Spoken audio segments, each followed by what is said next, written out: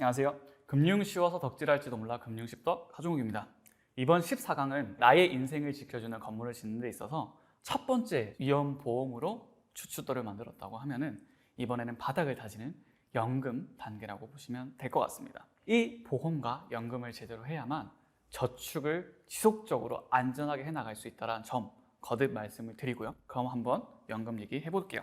연금은 워낙 저희 젊은 친구들, 30대 직장인 친구분들은 준비를 안 하는 걸 떠나서 중요성을 잘 모르셔가지고 어떻게 얘기하면 좀 좋을까 고민을 해봤어요. 짧은 얘기를 한번 들려보도록 하겠습니다. 한 노인이 있었습니다. 젊을 때는 나름 돈도 많이 벌었고 3, 40년 동안 돈을 적당히 잘 모았기 때문에 노후 생활을 자기가 모았던 돈으로 하고 있었습니다. 하지만 시간이 지남에 따라서 당연히 그 돈은 줄어들 수밖에 없고 조금씩 본인이 하고 싶던 것들, 먹고 싶던 것들을 자제할 수밖에 없는 그런 상황이 되고 있었습니다. 점점점 본인이 소극적이시고 활동의 제약이 많아지던 시점쯤 갑자기 문을 한 명이 두드립니다. 젊은 친구가 문을 두드리는데 선생님, 매월 드시고 싶던 거, 하고 싶던 거 편하게 하시라고 제가 돈을 드릴 거예요. 그리고 이 돈은 제가 매월 정해진 오늘 똑같은 날짜에 드릴 거니까 걱정 마시고 계획적으로 편하게 본인 삶을 즐기시면 될 것 같습니다 라고 말을 합니다. 노인은 당연히 황당하죠. 당신 나한테 왜 돈을 주냐. 근데 그 친구가 하는 말이 당연히 여러분들 예상하시겠지만 저는 30년 전에 당신입니다. 당신이 열심히 즐기고 편하게 사시길 바라는 마음에 30년 전부터 꼬박꼬박 모았던 돈들이 시간을 통해 불어나면서 지금 충분히 당신이 즐길 수 있는 정도가 됐습니다 라고 말을 하고 떠납니다. 이게 바로 연금입니다.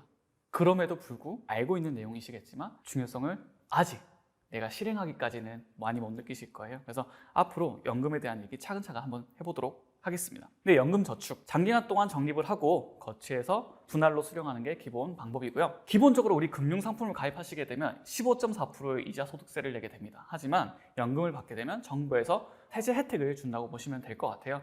내가 100만 원을 이자로 나면 15만 4천 원을 세금을 내던 걸 100만 원의 이자가 나면 3만 3천 원 혹은 5만 5천 원만 세금을 거둘 수 있도록 연금 받을 때 조금만 세금을 낼 수 있도록 혜택을 줬다라고 보시면 될 것 같고 추천 비중은 300만 원 버는 사람 기준으로 30만 원 혹은 24만 원 이 정도 최소 7%에서 10% 정도까지는 꼭 가입을 하셔야 된다고 봅니다. 그리고 연금 같은 경우는 연금 보험도 있고 연금 저축 중에서도 신탁, 증권 이렇게 여러 가지가 정말 많은데 저는 여기 계신 분들의 다 직장인이라는 가정하에 딱 단호하게 말씀드릴 수 있는 건 연금저축 펀드를 하셔야 됩니다. 연금저축 펀드를 해야 되는 이유는 정말 제일 처음에서도 말씀을 드렸겠지만 아무런 위험 없이 우리가 얻을 수 있는 이자가 너무 낮아졌기 때문에 장기간을 투자로 굴리지 않으면 사실상 긴 시간이 지나더라도 의미 있는 수익이 나기 힘듭니다.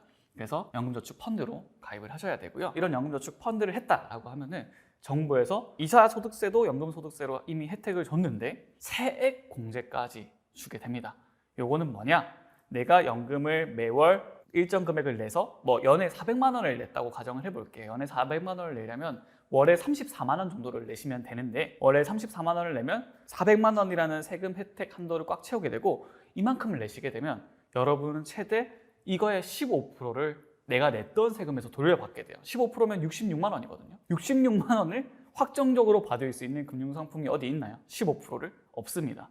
그렇기 때문에 국가가 더더욱 중요하고 꼭 필요한 상품이라고 말을 하는 거고요. 연봉이 5,500만 원 이상이신 분들은 15%보다는 조금 낮은 12%로 세금 혜택을 돌려받는다라고 보시면 될 것 같습니다. 금융상품 중에는 최고의 혜택을 가지고 있는 연금입니다. 그럼에도 불구하고 저를 비롯한 사회초년생 친구들 그리고 제 친구들 모두 다 사실 처음에는 이런 생각들을 가지셨을 거예요. 지금 쓸 돈도 부족한데 무슨 오늘 나답게 살고 내일 죽자.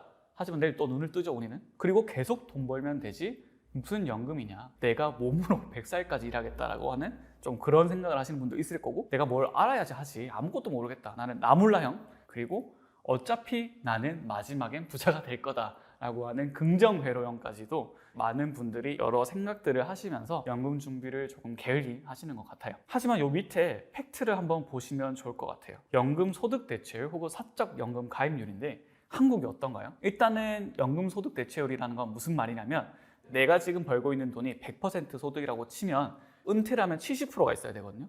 그러면 그 70%의 몇 퍼센트가 지금 대체된 거예요? 한국은 39.3%, 미국은 70%. 즉 미국은 연금 이외에 아무런 자산이 없어도 내가 사회생활 할 때 살던 삶의 질을 그대로 유지할 수 있는 거예요. 한국은 내가 사회생활 할 때의 삶에 살던 시를 절반 정도밖에 유지할 수 없는 거죠. 내가 먹고 싶었던 것들을 2번 중에 1번밖에 못 먹고 놀고 싶었던 것들을 2번 중에 1번밖에 못 논다고 보시면 될 것 같습니다. 사적연금 가입률은 더 심각합니다. 미국, 일본, 영국 2명 중에 1명이 가입을 했고요.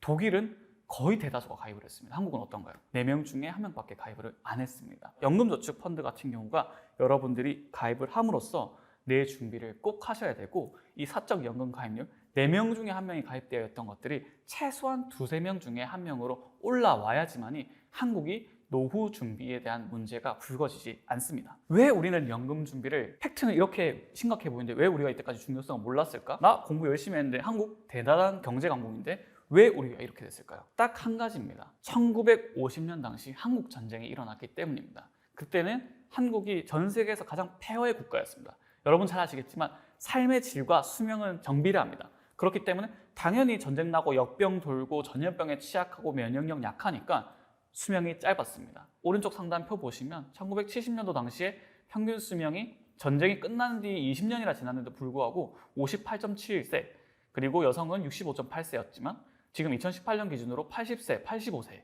평균 수명이 늘어났습니다. 이 밑에 보시면 남한의 1인당 GDP는 국내 총생산량, 우리의 경제 파워라고 보는데, 경제 파워가 50년도 당시부터 2010년까지 정말 미친 듯이 급격하게 급등하는 거 보이시죠? 이렇게 우리의 경제력이 올라갔기 때문에 수명도 늘어날 수밖에 없었고, 단시간 내에 경제력이 올라간 나라가 없었기 때문에 우리는 노후 대비를 하나도 할 수가 없었습니다.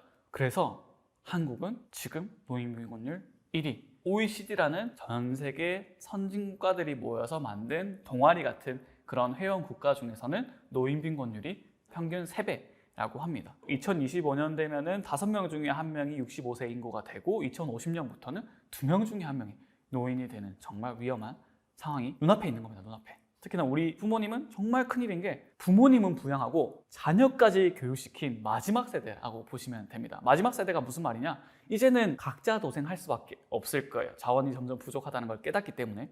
그래서 사실 저희도 점점 자녀들에게 교육비를 넣는 게 아닐 수도 있다는 생각들을 하시게 될 거고, 점점 그 자녀 교육비도 줄어들 게 확실해 보입니다. 우리의 노인 준비금이 얼마나 필요할까요? 적정 비용으로만 따지면 300만 원 정도가 필요하다라고 하고요. 그리고 퍼센트로 보면 아까 앞서 말씀드린 것처럼 내가 사회생활에 벌던 돈의 70% 정도가 필요하다라고 합니다. 이 기준은 삶의 질을 똑같이 유지한다라는 가정하에, 노후자금은 어차피 우리가 숨만 쉬고 사는 게 아니다 보니까 생활비, 경조사비, 여가비, 자기개발비 등 여러 가지 비용들이 들어가기 때문에 우리가 절대 노인 되면 쓸 돈 없겠지라는 생각은 정말 위험한 착각일지도 모르겠습니다.